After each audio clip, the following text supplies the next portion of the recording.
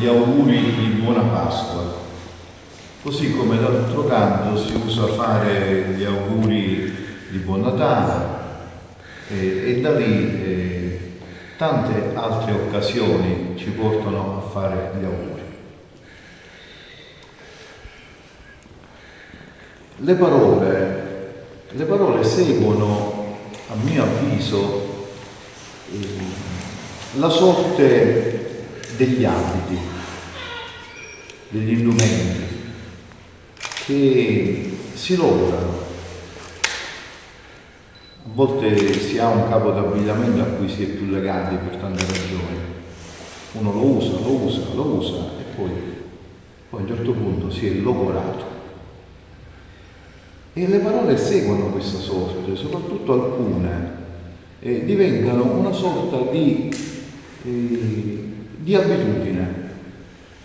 Cosa significa augurarsi buona Pasqua? Potrebbe non significare nulla, Ci sono, ho visto almeno l'anno scorso, quest'anno ancora no, ma spunteranno, quei meme su Facebook, per esempio, no? A te e famiglia, no? E questo ci dice tanto, ci dice come è quasi un atto meccanico.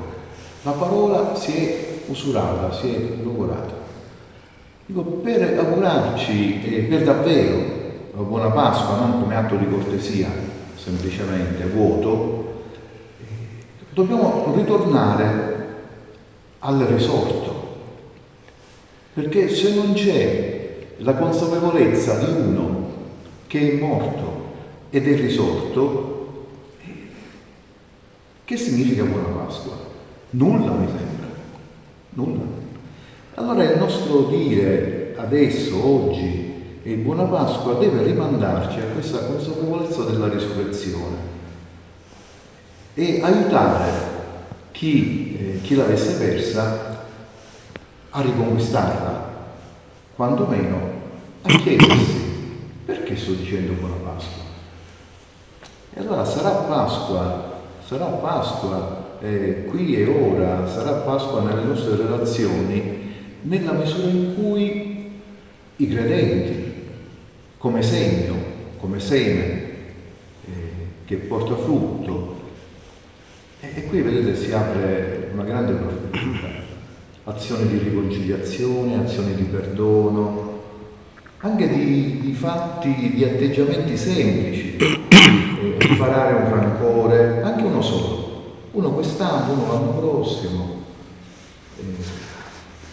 interrogarci se abbiamo tolto il saluto a qualcuno e restituirlo, riconsegnarlo. Allora sarà Pasqua. Se no sarà anche questa Pasqua una grande operazione commerciale, come è il Buon Natale, come è la festa della donna, la festa degli innamorati, e le tante, troppe giornate che si celebrano. Oggi l'ONU, mi sembra, ha dichiarato il 5 aprile giornata della coscienza. Figuratevi, addirittura c'è stato bisogno di una giornata della coscienza, ma smarrire la consapevolezza della coscienza significa smarrire l'uomo. Una giornata dell'uomo, allora, uomo, maschio e femmina, giornata della coscienza. Ma sono contento, capisco che quando si istituisce una giornata è perché l'oggetto della giornata è venuto a mancare, se no non ci sarebbe bisogno di istituirla. Una giornata della coscienza, una giornata dell'uomo, uomo maschio e femmina, adulto e responsabile, dove nella sua coscienza continua a interrogarsi cos'è il bene, cos'è il male.